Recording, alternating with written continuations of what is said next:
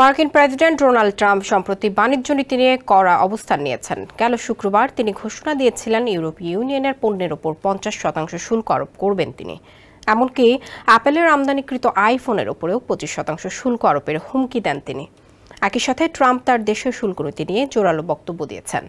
এর মধ্যে গেল 29 এপ্রিল মার্কিন ট্রেজারি সেক্রেটারি স্কট রেজেন্টের বলেছিলেন, যুক্তরাষ্ট্রের বিশাল টেক্সটাইল ইন্ডাস্ট্রি থাকার দরকার নেই।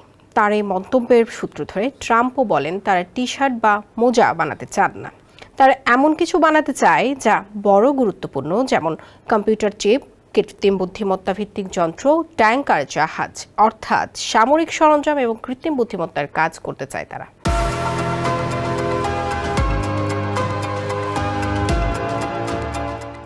এই তথ্য নিয়ে একটি প্রতিবেদন প্রকাশ করেছে রয়টার্স। তার এই মন্তব্যে national council of textile organisations নামে একটি সংগঠন কড়া প্রতিক্রিয়া জানায়। এর সাথে এদিকে American apparel and footwear associations ট্রাম্পের বক্তব্যের প্রতিক্রিয়ায় বলেন, তার এই শুল্ক নীতি বাস্তবায়ন হলে যুক্তরাষ্ট্রের সাধারণ ভোক্তাদের ওপর চাপ বাড়বে।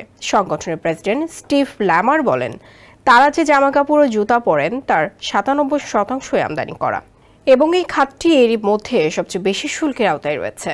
আরও ট্যারিফ মানে হলো আমেরিকান নির্মাতাদের জন্য খরচ বাড়বে এবং সাধারণ মানুষের জন্য পণ্যের দাম বাড়বে।